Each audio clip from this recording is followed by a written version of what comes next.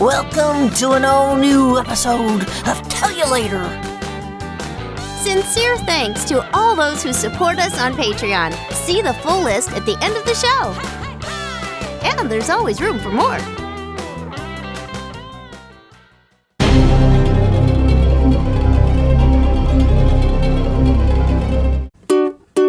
We haven't got a title song for this show, so we're singing this thing instead. Okay.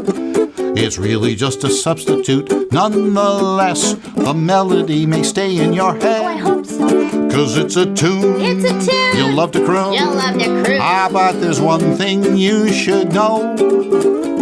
We have to confess we do not possess a title song for this show. Ain't it peculiar? Believe it or not, we haven't got a title song for this show. Oops.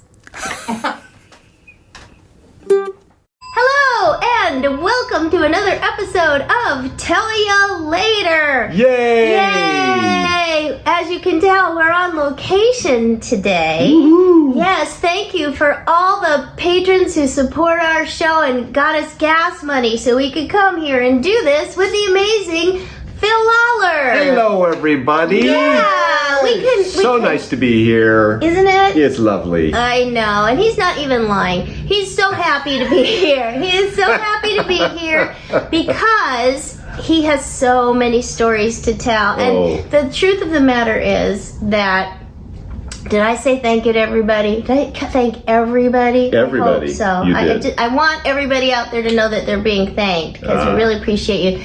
Phil used to live near me Yes. and then decided to hightail it out of here, and so we get very little opportunity to be together. I know, and so special when we can come together and be together and have fun together like we used to. Like we used but to. you know, you are always welcome to come and visit me. Yes. Always. In lovely Arizona. In lovely Arizona, we have a room all Yeah, just I'm specifically thinking I might for go you guys. right in the middle of August. Yes, you know, and it's just like California except without the humidity. Something like that. Exactly. Yeah. So anyway, Phil, you're out here doing some Adventures in Odyssey work. Yes, I am. Out here meaning beautiful downtown Burbank. Yes, it is. Beautiful downtown Burbank. Beautiful downtown Burbank. Good. Yes. We never had Gary Owens on the show, did we? No. We could have. You ought to dig him up. That would. Ooh. No. Okay, all right. All right. No gallows humor. So we were just. There's so many things I want to talk to you about. Okay. We were looking at Will's book, though. Why don't we show? Let's talk about his book. Okay, so. Popcorn Haiku. And you notice who's on the cover? Both Will and Katie are on the I'll cover. tell you why. Yes, we are. This is Popcorn Haiku, and and I apparently wrote the elucidating forward and perplexing afterward. But this was taken actually at our house because for those who buy the Amazing Crew of One, because we have. Our patrons get to see extra episodes, so we Right. had a whole series we do called Adventures in Popcorn. Aha. Because and so as you can see, these are colored kernels. We tried food coloring one time and ended up with very blue tongues. So I yes. wouldn't recommend it. But the last thing that Will had published, and he was desperate to get this out, was Popcorn Haiku. And I highly recommend it. I think It's Celeb Works. very So we funny. were just cracking up. I think Phil would like to read you a few excerpts. It's very fun. I'm just cracking up at the names. Yeah, well, see, Will did all the artwork. Show All him the artwork. pictures. So for instance, here. Hand-drawn artwork. There's some of the hand-drawn artwork And from Will Ryan. bizarre names. names. Here's some more. This is especially fun for me to do with Phil because Phil. So here's. Here Who is it, Phil? This is Quelmore Mildrip, retired oofter. He's a retired I have actor. no idea what an oofter is, but this guy's retired. And why is from he it. in the popcorn book? He What's is, he known for? He is known for. He is the inventor of the popcorn dance. How would you think that goes?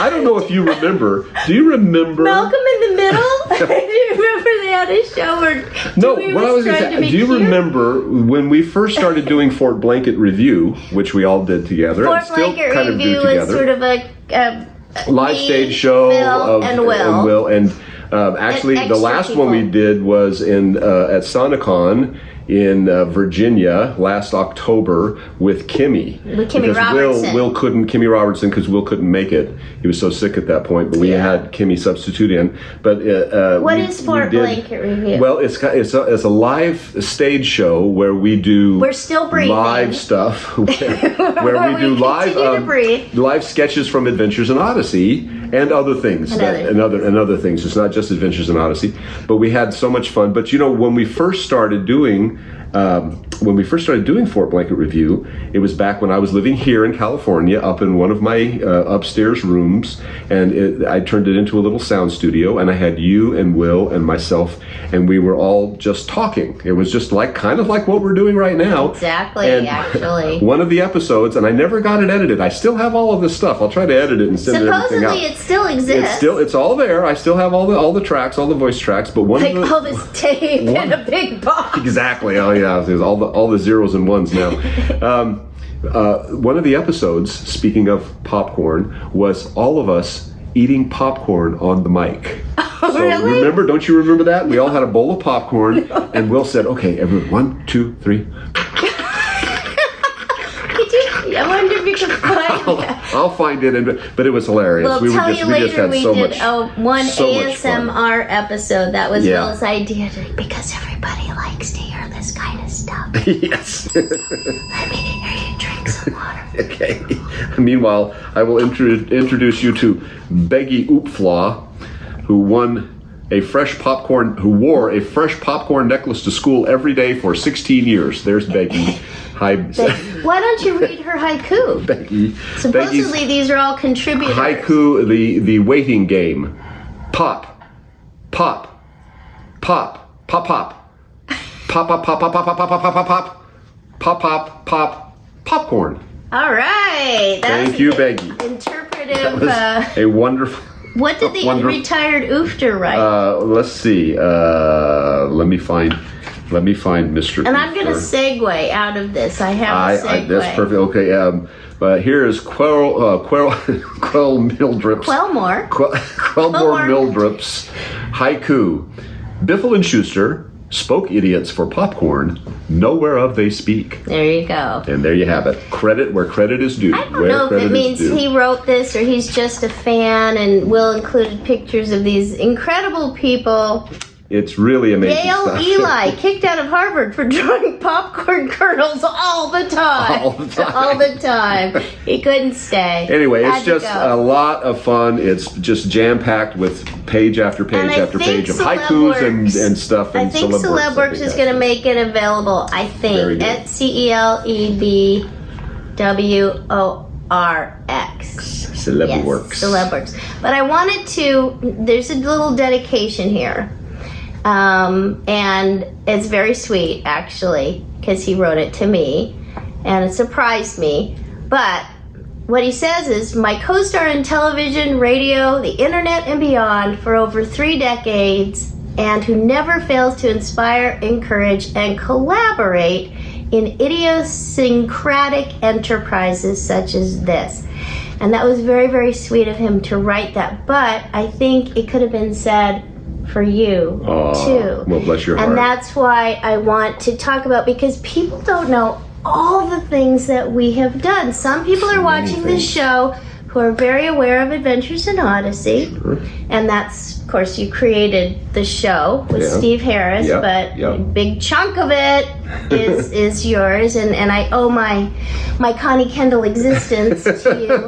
But we were brainstorming, traveling somewhere at an airport, and all of a sudden Phil was telling me about all these other things we did together that half of them I didn't even remember. We've had a long career together. Me too. I mean, just off the top of my head, so Space Racers. Space Racers, which is a PBS show, right? I think it was PBS, yeah, and I think it's been in a lot of different places. Wait, can we start chronologically? Well, I mean, I've forgotten so many of them. Okay, let's see what we can come up with here. Let's put on our thinking cap. Okay. We already have I have my cap on in honor of Mr. Will Ryan and his headgear. Your cranial I'm wearing my own covering. headgear, my cranial covering, my pate, my pate bag, whatever. Pete, My pate what's a chapeau. Whatever. Anyway, so chronologically. Okay, starting out. Yes. I worked with Will first. Yes. Oh, you've got your new tell you later tote bag. Cute. I love it. Did you get that at Merchulator? I sure did. It's so Merchulator.com? cute. Look, Super cute. tell ya later bag, and it's got awesome. everything in it. Do they have hats? We did Dumbo Circus and some other stuff, but then we worked on Odyssey. Right. Starting with Odyssey, what after that did we work on? Now you did Jungle Jam. Jungle Jam. And apparently we had a little cameo. You did. In Jungle Jam, where we had entered the wrong recording studio, Yes. right? Yes, and we constantly referred to you guys. Millard Really? the Monkey. Oh yeah, Millard the I didn't Monkey. know that. Millard was on. We started one Jungle Jam with Millard saying, "I want the same deal that Connie Kendall gets. I don't care what. No. Listen, Morty, you've got to give me the same. I want. Look, have you seen her dressing room? Look what I got. I got bananas and the wood pulp here. She's got everything. I want the same deal. Oh, hi, this is Millard the Monkey from Jungle Jam and Friends the Radio Show. I love that. It was Now, it was wonderful. Yeah, Chris was on there, wasn't she? I think Chris was. I think we did a lot of references to.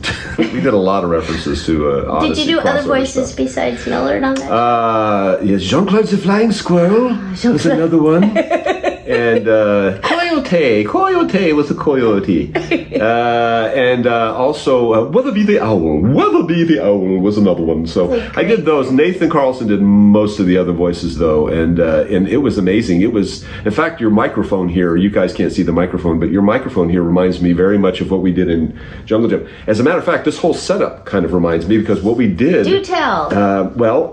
We were recording in home studios long before home studios were ever popular.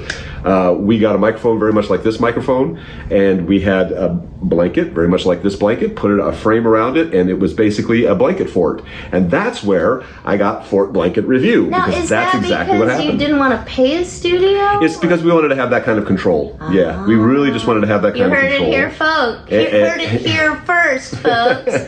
Phil likes to have control. Yeah, I'm a little bit controlling that way, a little bit controlling. But it actually worked out great. It worked out really, really I mean, the spectacularly. recordings are pristine. And it was so much fun. And if you have a chance, I'll just do a cheap little plug here. Go Please to do. fancymonkey.com, fancymonkey.com, and that is where you can find all of the Jungle Jam and all of the Razzle Flabbins and all of the Little Dogs on the Prairie videos that we did. So they're all there. Wow, So, that's so lots amazing. of stuff. And the reason you actually came on the show is because I promised you could plug anything you wanted, right? Yes, So that's please exactly. Feel free. That's in lieu of totally- payment. What are you talking about? Didn't we bring you some water? Thank You brought me some water in my hotel room. Yeah, Yes, well, thank you. but I carried it over. I think that counts. Yes, but it was like in your mouth, and that was Well, not. okay, See, let's- this is our cup. Moving right along. There you go. Okay, so I didn't get to work on any of those things, but No, what but you else? really wanted to, I really did. and it I would have been great if we desperately could have had you on wanted there. to. It would have been really It wonderful. was so much fun because you started out as a writer, but before you were a writer, you were also a comedian. Oh yeah, did song stand-up person. comedy, did all sorts of stuff, a lot of song, a lot of musicals. Did a lot of musicals when I was really young. So did you really want to be a writer or an actor? Well, here's the thing. When I first came out here, I used to do a lot of back where I'm living now in Arizona, we used to do a lot of musical theater. And there were... What else are you going to do? Yeah, really. And so there were a lot of people who said, you have such a unique look. You should go out to California because nobody looks like you and you could get lots of work. It would be fantastic. You would be great. Who and are I'm these like, people who told you yeah, that? well, these were people who knew nothing about the business, apparently. Because I went, okay, that's fine. It was always a goal of mine anyway. It's just not It's only them 6 talking. It's hours always away. Sure. So I went out, came out here, my wife and I did, and it's like, there used to be, I don't even know if it exists anymore, but there used to be an industry paper called Dramalog. And Dramalog had all of the auditions for theater, for film, for radio, for anything that you were going to do. Dramalog was the place to go. And so I would look at Dramalog and it would say, we need somebody who's about 5'9", 5 feet 10 inches tall, who has blonde red hair and a fair complexion and blue eyes, and they're describing me. They're describing me. It's like they came and took a picture of me, and I'm like, I got this role. This is my role. And so I go to the audition, and there are 50 other guys who look just like me. Welcome to California, baby. And they're all connected, and I have no connections at all. And so I said, this acting thing is really fun, and I really like doing the acting thing, but I doubt very seriously if I'm going to get anywhere as an actor. So maybe I could put the words the actors say down on paper. And so I started writing. I'd written for a long time anyway, but I never seriously thought about it as a career. And so I went. I started writing stuff, and I started submitting stuff. And here's one little story of that. I took some courses and did some writing, and I had written a story way back in the days of our youth. They had these things called magazines. I remember those. You remember those? Yeah, there were actually paper magazines. Mad Magazine. You could actually hold them and turn the pages and read stories. And they actually had magazines that had short stories in them. So they were all fiction short stories. And then, of course, there were magazines that were informational magazines. And so I had written 2 articles. I had written a short story, and I had written an informative article about film services. I was working for a film services company at that point, and we put a chemical coating on film. Now, most people don't even know what film is these days, but it used to be motion picture film. 35 millimeter film had 2 sides to it. It had the base, the celluloid base, and then it had the emulsion side, which is what the images actually were, and that would go through a projector, and we would fix them. And that's so all. Complicated. Yeah, it's How very did complicated. they ever do it? But we had this whole process of we would put. So to resist the scratches, because when you put a film through a projector, a lot of times it'll scratch the film, and that's sometimes why you see in old films, if you ever watch really, really old films, you'll see this line go across the screen, and that's all scratches. Well, we could take those scratches out. This is a chemical process, right? Wow. So I said, you know what, this would make a good article for a specific magazine. The magazine doesn't exist anymore. It was called Box Office Magazine, and I thought, you know what, I think I'll write for them. I actually submitted it to several magazines that were industry magazines. So this is a waiting game. When you write stuff, you submit stuff out to different places. Back then, it was a long waiting game. You were waiting for weeks because they had to go through all of the other submissions that they get. Did you just wait like this? I just waited Twiddle like your this. thumbs, Yes, twiddle? I didn't even eat. You just waited. At the end, it was kind of like. You got real thin. So, at any rate, I heard back from the literary magazine first. And the literary magazine sent me a lovely letter with their embossed stationery, and it was just a couple of lines long, and the line said, "Break your pencils, you will never be a writer." No way. That's exactly what it said. Break your pencils, you will never be a writer. That sounds like somebody broke into the mailroom and got this person drunk must or have been having a really bad day. And so I was like, okay, that's pretty demoralizing. So I put that letter away. And then the next day, I got a letter from Box Office Magazine.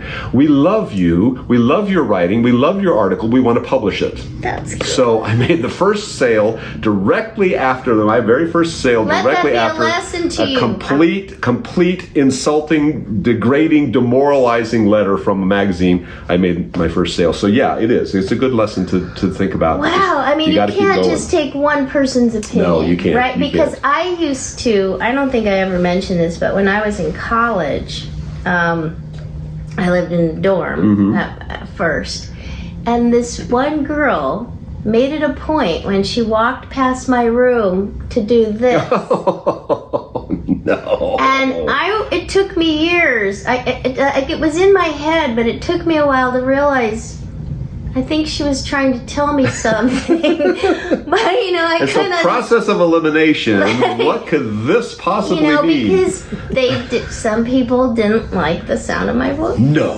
Yeah. No. I'm not even kidding. Yeah, I got Come fired. on. I got fired from a job because of that. Really? Yeah, I A did. voice job? No. Oh, okay. It was working at a store, and my job was in customer service, so I had to say, we need help in this department. And they're like, And you got on the intercom? Yeah, that was my perhaps that job. wasn't necessarily the best that job was for my you. job, so they let me go. But let me ask you a question. Can writing courses, do you think you can really teach writing? I think you can teach a lot of the principles of good story. Writing still needs, that's going to require a bit more study to need a do good writing. vocabulary? You need a good vocabulary. Well, you do. You need good vocabulary. You need you need to have an excellent command of language. You need to love words. You actually played one of my videos here, the logophilia videos, where I say at the end, if you're going to be a writer, you have to love words. So you need to really research that. But you can learn the basic principles that everybody should, because story is everything. Well, it's all we because have. Do you think, like, when people ask me about voiceover, Yep. I say you can have a good, but you really need to be a good listener Yes. to, I think, be successful in voiceover. And by the same token, I'm wondering if you have to be a really good reader. You have to be a good. You do have to be a good reader to be a good writer. Absolutely. Read a lot. But what you really also have to be, I think, is maybe even more important than reading. You have to be a good observer. You have to observe everything. Ray Bradbury said this. He said, writers are people who have antennae all over their bodies. Isn't it antennae? Okay, whatever. You gotta love words. And the antenna, they're always looking for stuff. They're always Like seeking flies.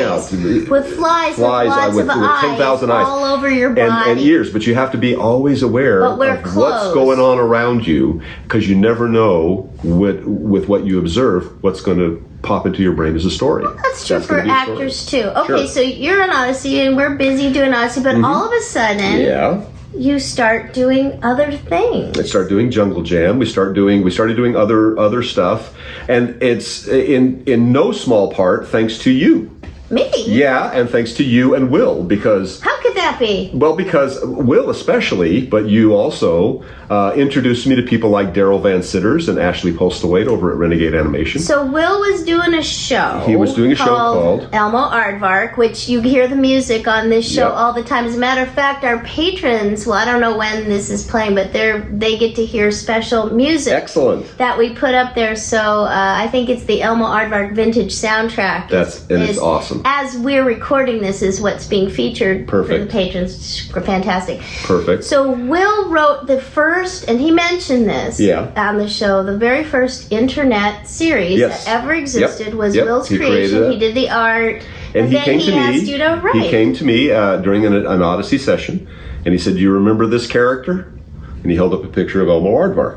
And of course, me, Mr. Bruce, oh yeah, I remember that guy. I remember that guy. He was great. Did you He was like really before this time, right? And I'm trying to out trivia Will Ryan. For one thing, that was impossible to do. But then he said, "Well, it's interesting that you say that, because I just created this character."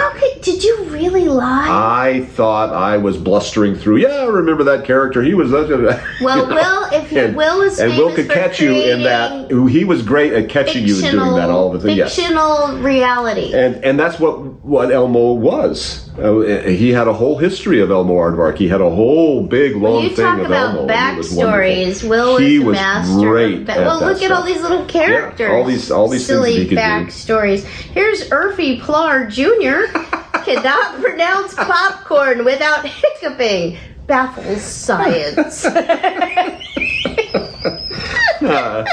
Awesome. All right. Okay. So anyway, we started working on Elmo. He asked me if I would like to help him write Elmo Aardvark, Outer Space Detective. Outer Space. Elmo Aardvark, Detective. Outer Space Detective. Corey Burton was the Corey Burton was the announcer, and Diane Michelle was Vava Lavoom, and June Foray was Salamagrandi, the space witch, and I played Zobo the robot, and then Will was Elmo, and we did songs and we did stuff, and the whole idea behind this, we were talking about what we wanted to do, and I said, the thing that we should do is not make each episode a real real long thing, because first of all, Renegade is not going to want to animate a really long thing, and secondly, it's better for us. We should take a cue from Rocky and Bullwinkle and just do a short little pithy Always pieces. leave them wanting Always more. leave them wanting more, and then the next episode you take up the bulk of the time recapping the previous episode, so that way you're only getting like that much new Do material. you know what each I time. did on the show? Do you remember? What did you do? Will asked me to come in. He goes, I did the obligatory letter writing episode where there was no animation pretty much, and That's I was right. just reading the voiceover. Oh yes, that was great. I That was can't awesome. remember. I'm sure you can find it on the internet. Dear Elmo, other than that, I did the voiceover. And you would be indignant in some of them, and really appreciative in other ones. That was really great. So we did several of those, and that ended up To winning. enjoy the full episode, please support us at patreon.com/tellyou-later. Thanks a lot. So anyway, Daryl calls me up and he says, we're doing this Hi Puffy on That's the a Union. true fact. That's a true fact. Okay. And so he says, and our voice director that we're starting is just not working out. So I really thought of you, and I wanted to call and ask, do you know any voice directors?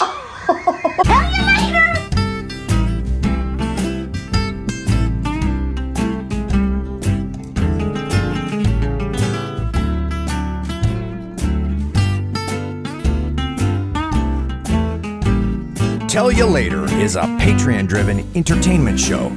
So what are you waiting for? Come on over, join us at patreon.com/Tell You Later.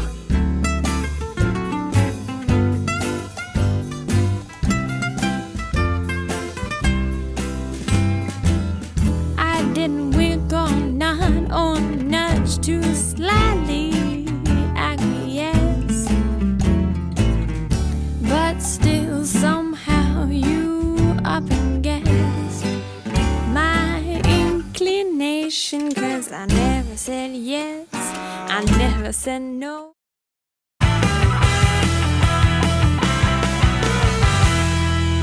I'm at the Adventures in Odyssey headquarters. I'm gonna go to Wit's End. Yes, I'm finally here. Look, you want a real candid conversation? Here's a real candid conversation with Connie. Candid conversations with Katie, too.